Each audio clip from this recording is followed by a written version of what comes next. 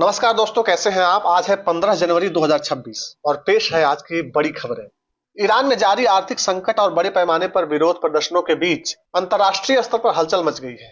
कई देशों ने अपने नागरिकों को ईरान तुरंत छोड़ने की सख्त सलाह दी है, जबकि अमेरिका ने मध्य पूर्व में अपने प्रमुख सैन्य ठिकानों से सैनिकों को पीछे हटाना शुरू कर दिया है। नेता प्रतिपक्ष राहुल गांधी 17 जनवरी को इंदौर के भागीरथपुरा पहुंचेंगे। वे वहां दूषित जल से मरने वालों के परिजनों से भेंट करेंगे।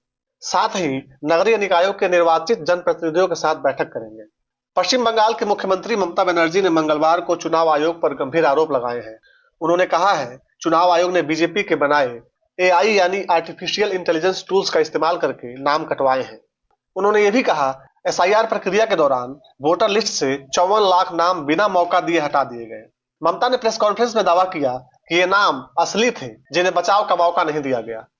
आईपीएल 2026 से पहले केकेआर ने बांग्लादेश के तेज गेंदबाज मुस्तफिजुर रहमान को रिलीज किया था।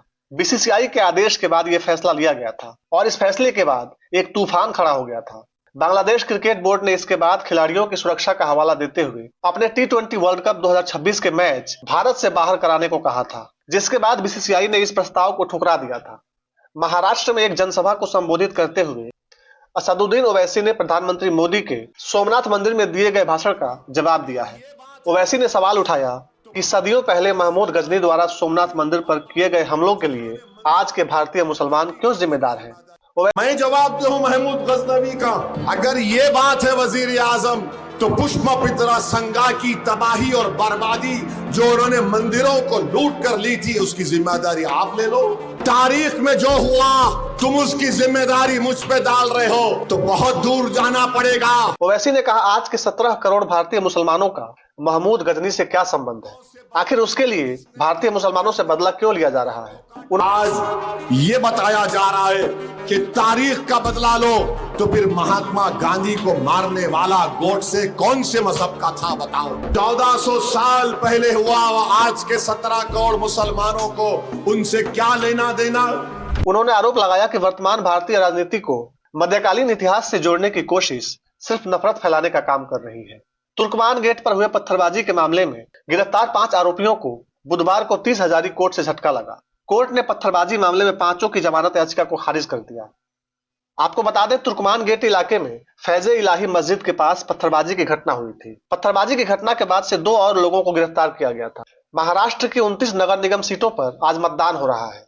ये चुनाव राज्य की शहरी राजनीति के लिए बेहद अहम है। खासकर देश की सबसे अमीर सिविक बॉडी मुंबई नगर पालिका, पुणे, नासिक, नागपुर, नवी मुंबई, ठाणे और पिंपरी चिंचवड़ जैसे शहरों में हाई वोल्टेज मुकाबला है।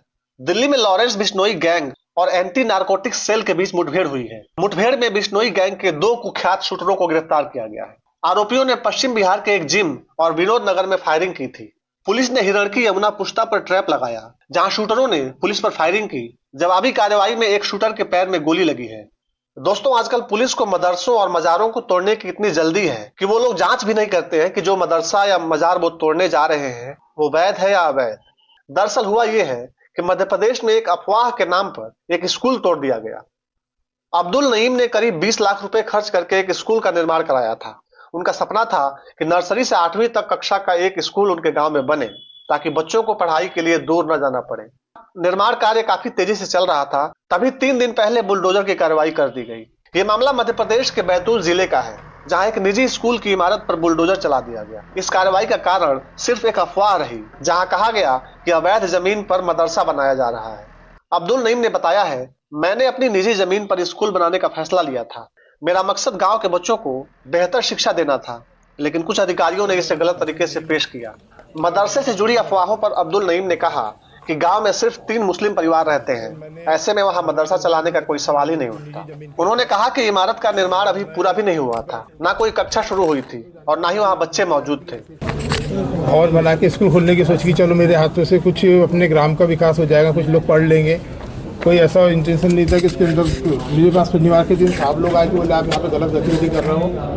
तो मैंने साहब लोगों को डॉक्यूमेंट दिखाया तो साहब लोगों ने देख के वेरीफाई किया कि हाँ आपके पास कुछ नहीं है। अब रही बात मेरे स्कूल खोलने से प्रॉब्लम है तो मैं स्कूल भी नहीं खोलता। मैंने तुरंत उसी दिन अपने तहसील लेवल पे जो BRC सर वगैरह थे उनसे आते हुए रिक्वेस्ट की कि सर मेरा आवेदन निरस्त कर देना है, मैं स्कूल नहीं खोल रहा हूँ, मैं समिति भी बंद कर दे रहा हूँ, मेरे को कुछ नहीं, बस मेरा भवन बचा दिया जाए। मेरे भवन को मैंने बहुत मेहनत से बनाया, से जोड़ तोड़ करके भवन बनाया, तो मुझे भवन छोड़ दिया जाए। बाकी मुझे कोई दिक्कत नहीं, मैं कोई आज से कोई स्कूल नहीं खोलता, कुछ नहीं करता। जो भी मुझे विचार था कि गांव के लिए कुछ करूँ वो भी नहीं करने तैयार हूँ। मैंने गांव वालों से कहा तो गांव वालों सब बोलने लगे कि भैया आप तो अच्छा काम कर रहे थे, हमें कोई आपत्ति नहीं है, वरना गांव से ऐसी कोई दिक्कत है।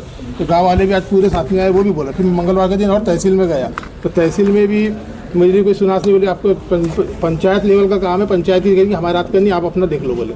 तो फिर मैं कल शाम तक के सबके हाथ पाँव जोड़े, सब लोग SDM साहब के पास में बार बार जाया तो वो मिलने से मना करते रहे कि हमारे हाथ का काम नहीं है। तहसीलदार साहब ने बोलते कि हमारे हाथ का काम नहीं, तो आप अपना पंचायत लेवल पे देख लो। पंचायत में सचिव बोला कि मेरे पर प्रेशर है, आपका तो भवन तोड़ना ही पड़ेगा।